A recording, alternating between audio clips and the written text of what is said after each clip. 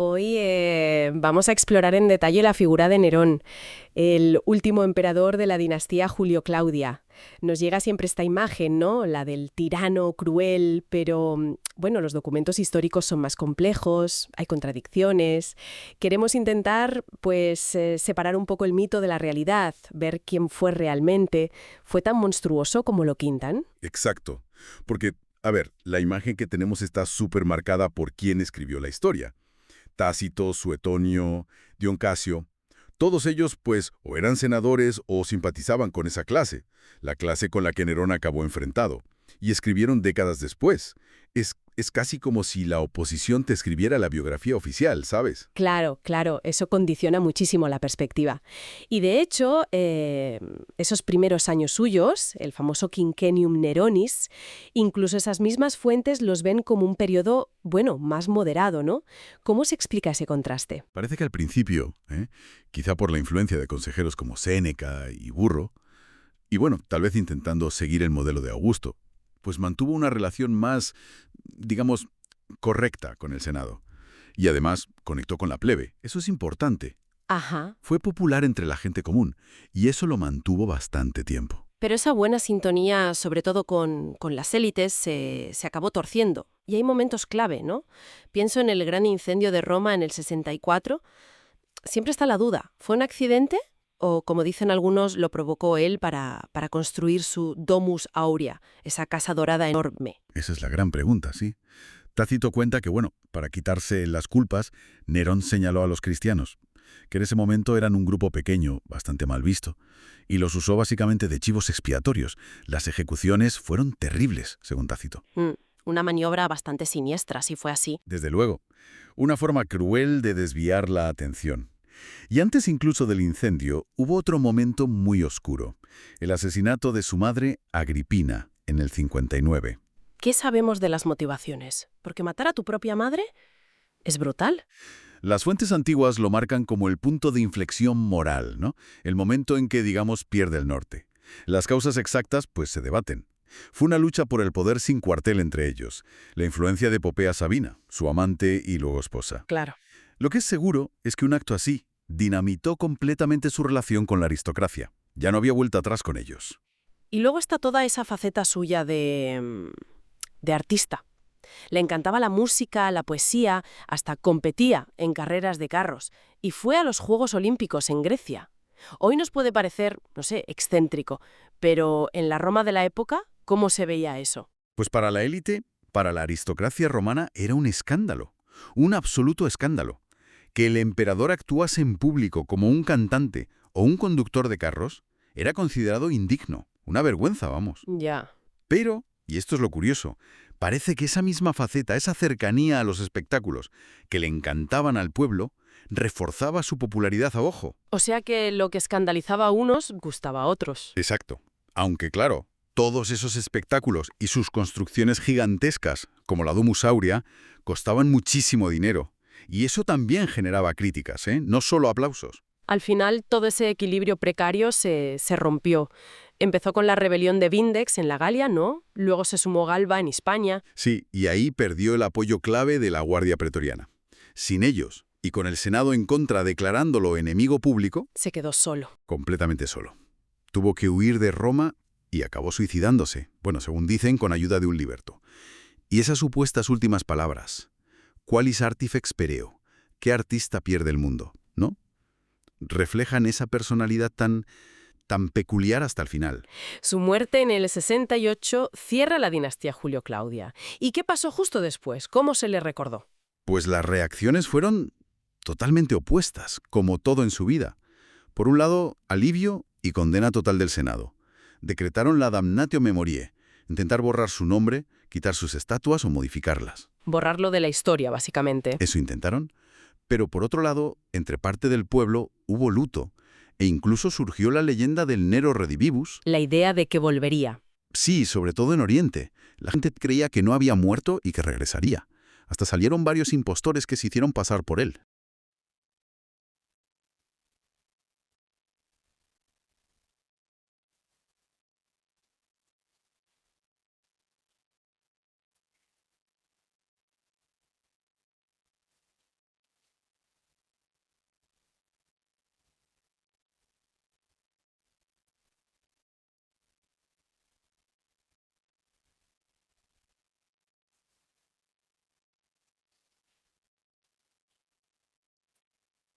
Y políticamente, claro, su caída desató el caos, el famoso año de los 4 emperadores. Una inestabilidad tremenda. Entonces al final nos queda esa figura, llena de contrastes. El tirano que describe la élite versus el líder que conectaba con las masas. Y cuya imagen, bueno, pudo ser muy distorsionada por los que escribieron la historia después, ¿no? Los que ganaron, por así decirlo. Exactamente. Es esa tensión constante. Y eso nos lleva quizá a una reflexión final, ¿no? Si la historia de Nerón está tan modelada por las fuentes de la élite que le sobrevivió y le odiaba, ¿cuánto cambiaría nuestra visión de otros villanos de la historia si tuviéramos más acceso a cómo los veía la gente común de su tiempo?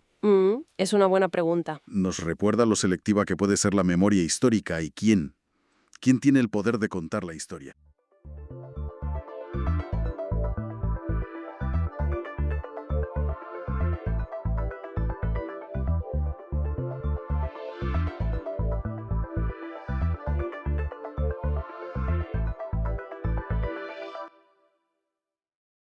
Bienvenido, bienvenida a esta exploración profunda del órgano, bueno, quizá el más complejo que conocemos, el cerebro humano.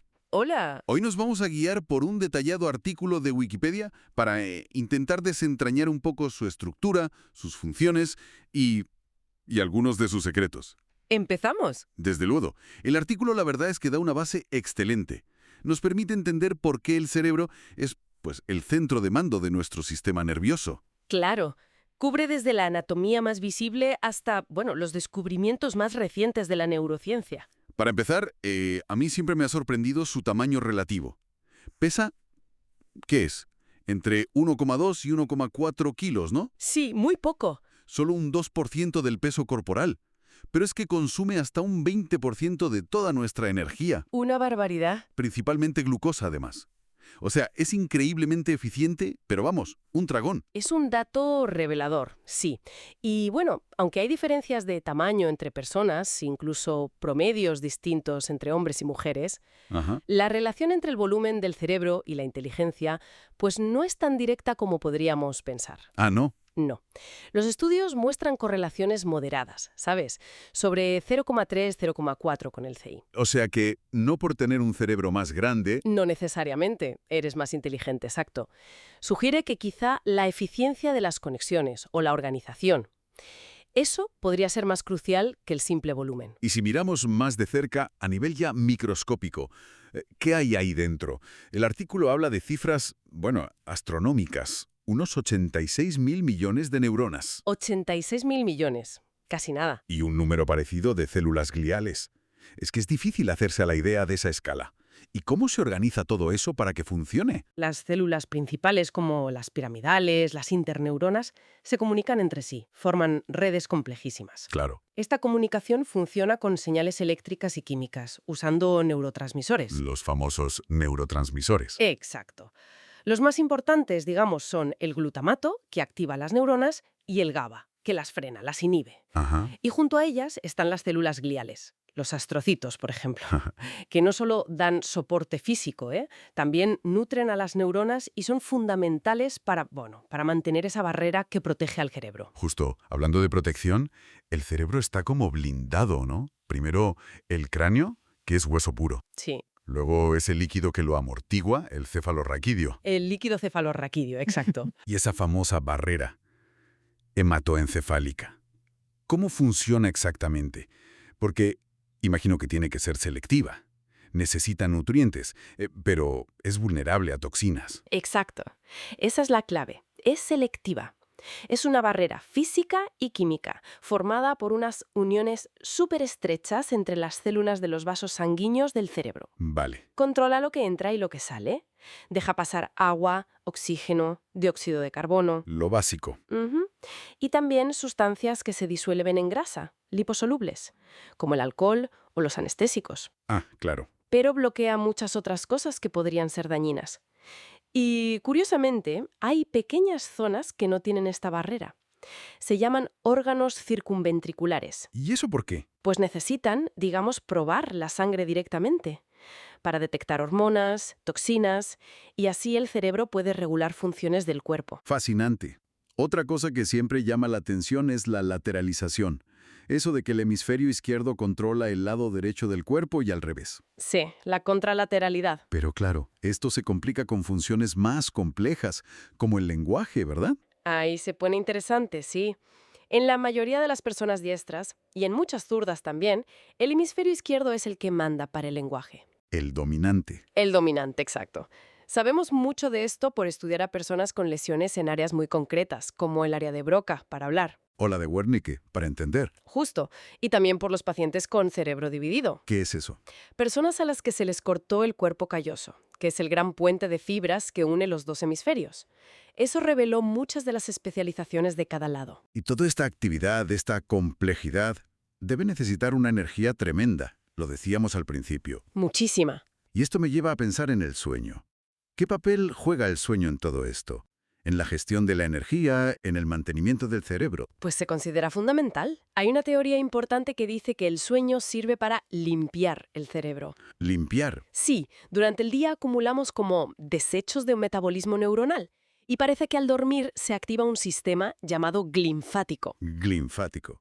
que usa el líquido cefalorraquídeo para, digamos, lavar y eliminar esas toxinas. Como una limpieza nocturna. Qué curioso. Y además es crucial para restaurar los niveles de ATP, que es como la moneda energética de las células. Vamos, que si no duermes, se nota enseguida lo esencial que es. Pero a pesar de todas sus defensas, no es invulnerable, claro.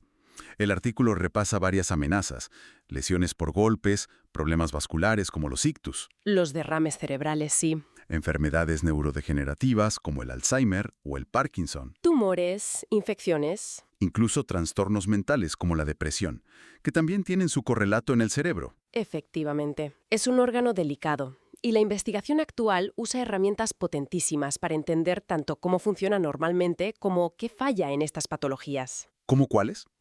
Pues la neuroimagen, por ejemplo.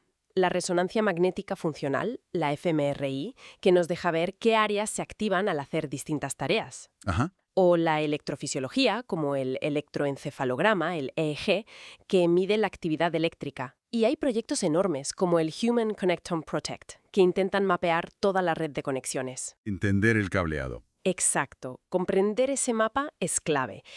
Y bueno, no hay que olvidar que ya en el siglo XIX, Santiago Ramón y Cajal nos dio la base de todo esto al describir la neurona como la unidad funcional. Un hito. Pues hemos hecho un buen recorrido, ¿eh? Desde su estructura básica, su increíble consumo de energía, hasta sus protecciones, su especialización, sus vulnerabilidades. Queda claro que es un universo complejísimo y, bueno, todavía lleno de misterios. Sin duda alguna. Y quizá como reflexión final, el artículo destaca algo muy importante, la neuroplasticidad. La capacidad de cambiar. Exacto, la capacidad del cerebro para cambiar, para adaptarse en respuesta a lo que vivimos, a lo que aprendemos, incluso después de una lesión. Si nuestro cerebro tiene esa capacidad de reorganizarse durante toda la vida, cabe preguntarse cuáles son realmente los límites de nuestra capacidad para aprender, para cambiar, para adaptarnos. Es algo sobre lo que merece la pena reflexionar.